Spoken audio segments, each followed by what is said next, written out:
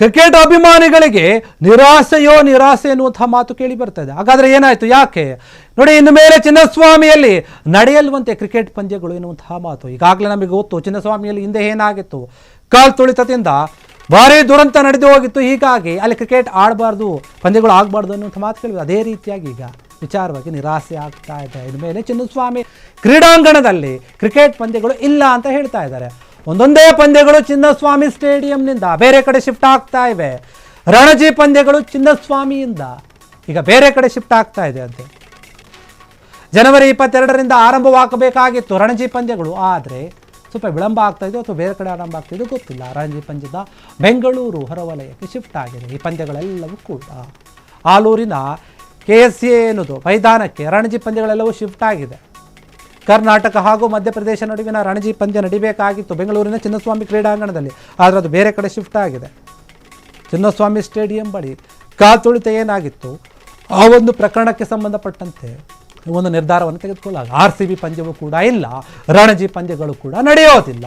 ರಾಜಧಾನಿಯಲ್ಲಿ ಹೆಸರಿಗೆ ಮಾತ್ರ ಸೀಮಿತಗೊಂಡಿದೆ ಈಗ ಚಿನ್ನಸ್ವಾಮಿ ಸ್ಟೇಡಿಯಂ. ನಿಜಕ್ಕೂ ಕೂಡ ಇದು ಅಭಿಮಾನಿಗಳಿಗೆ, ಕ್ರಿಕೆಟ್ ಅಭಿಮಾನಿಗಳಿಗೆ ಅಂತ ನಾವು ಹೇಳಿದ್ರು ಕೂಡ ಅದಕ್ಕಿಂತ ಜಾಸ್ತಿ ಅಭಿಮಾನಿಗಳು ಯಾರಿದ್ದಾರೆ ಬೆಂಗಳೂರಿನಲ್ಲಿ, ಕರ್ನಾಟಕದಲ್ಲಿ ಅಂತ RCB ಅಭಿಮಾನಿಗಳು.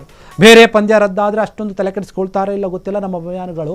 ಆದರೆ RCBಯ ಒಂದು ಪಂದ್ಯ ಏನಾದರೂ ರದ್ದಾದರೆ ಅವರು ಇಲ್ಲಿ ಆಡಲ್ಲ ಅನ್ನೋದು ಖಚಿತ ಆದರೆ ನಿಜಕ್ಕೂ ಕೂಡ ಅವರಿಗೆ ದೊಡ್ಡ ಮಟ್ಟದ ನಿರಾಸೆ ಆಗುತ್ತೆ.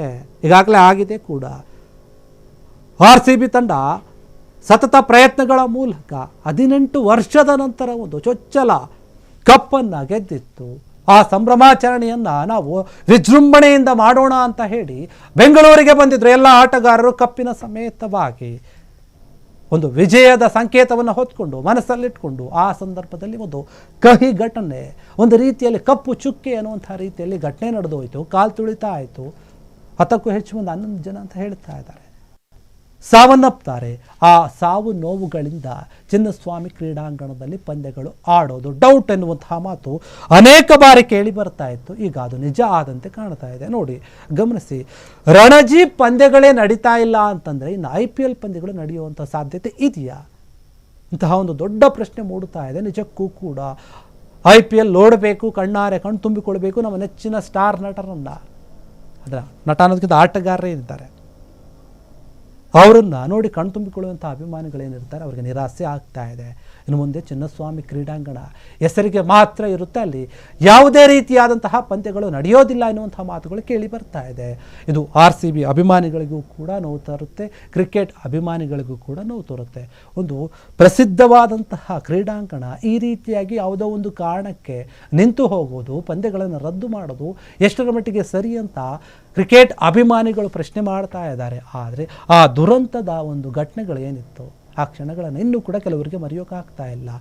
ಆ ಘಟನೆಯಲ್ಲಿ ಜೀವ ಕಳೆದುಕೊಂಡಂತಹ ಕುಟುಂಬದವರಿಗೆ ಗೊತ್ತಿರುತ್ತೆ ಆ ಒಂದು ನೋವು. ಬಟ್ ಅದೇನೇ ಇದ್ರೂ ಕೂಡ ಇಲ್ಲಿ ಮ್ಯಾನೇಜ್ಮೆಂಟ್ನವರ ಒಂದು ತಪ್ಪಿತ್ತು ಅಂತ ಹೇಳೋಕ್ಕಾಗಲ್ಲ, ಸರ್ಕಾರದ ತಪ್ಪಿತ್ತು ಅಂತ ಕೂಡ ಹೇಳೋಕ್ಕಾಗಲ್ಲ. ಕೆಲವೊಂದು ಘಟನೆಗಳಿಗೆ ಯಾರೂ ಕೂಡ ನಾವು ಹೊಣೆ ಆಗಲ್ಲ, ಹೊಣೆ ಮಾಡೋಕ್ಕೆ ಕೂಡ ಆಗಲ್ಲ.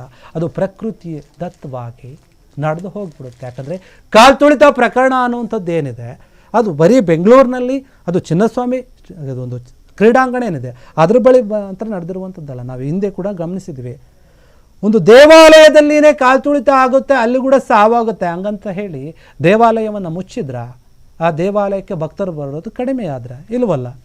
ಅದೇ ರೀತಿಯಾಗಿ ಈ ಕ್ರೀಡಾಂಗಣವನ್ನು ಮುಚ್ಚಿದರೆ ಹೇಗೆ, ಅಲ್ಲಿ ಆಟಗಳನ್ನು ಆಡಿಸ್ತಾ ಇದ್ದರೆ ಹೇಗೆ, ಅದನ್ನು ಕೂಡ ಯೋಚನೆ ಮಾಡಿ ಅಂತ ಕೆಲ ಅಭಿಮಾನಿಗಳು ಕೇಳುತ್ತಾ ಇದ್ದಾರೆ. ನಿಜಕ್ಕೂ ಕೂಡ ಹೌದು, ಇದು ಎಲ್ಲರಿಗೂ ಕೂಡ ನಿರಾಸೆ ತರುವಂತಹ ಒಂದು ವಿಚಾರನೇ.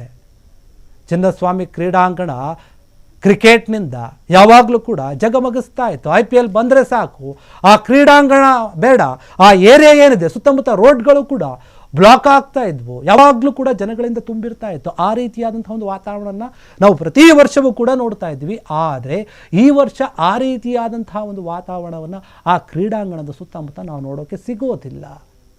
ಇದು ನಿಜಕ್ಕೂ ಕೂಡ ನಿರಾಸೆ. ಇನ್ನೂ ಕೂಡ ಈ ಒಂದು ವಿಚಾರದಲ್ಲಿ ಗೊಂದಲ ಇದೆ, ಆಗಬಹುದು ಆಗದೇ ಇರಬಹುದು ಅಂತ ಕೆಲವೊಂದು ನಿರ್ಧಾರವನ್ನು ತೆಗೆದುಕೊಳ್ತೀವಿ ಅಂತ ಹೇಳ್ತಾ ಇದ್ದಾರೆ. ಕರ್ನಾಟಕ ಕ್ರಿಕೆಟ್ ಮಂಡಳಿ ಏನಿದೆ ಅವರು ಕೂಡ ನಿರ್ಧಾರ ಮಾಡಬೇಕು, ಸರ್ಕಾರ ಕೂಡ ಇದ್ರ ಬಗ್ಗೆ ನಿರ್ಧಾರ ಮಾಡಬೇಕಾಗುತ್ತೆ.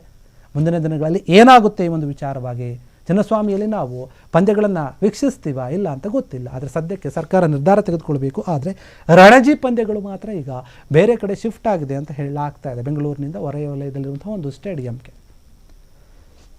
ಕ್ಷಣ ಕ್ಷಣದ ಸುದ್ದಿಗಳಿಗಾಗಿ ಫ್ರೀಡಂ ಟಿವಿ ಸಬ್ಸ್ಕ್ರೈಬ್ ಮಾಡಿ, ಲೈಕ್ ಮಾಡಿ ಹಾಗೂ ಫಾಲೋ ಮಾಡಿ. ಹೊಸ ಸುದ್ದಿಗಳ ನೋಟಿಫಿಕೇಶನ್ಗಾಗಿ ಬೆಲ್ ಐಕಾನ್ ಮೇಲೆ ಕ್ಲಿಕ್ ಮಾಡಿ.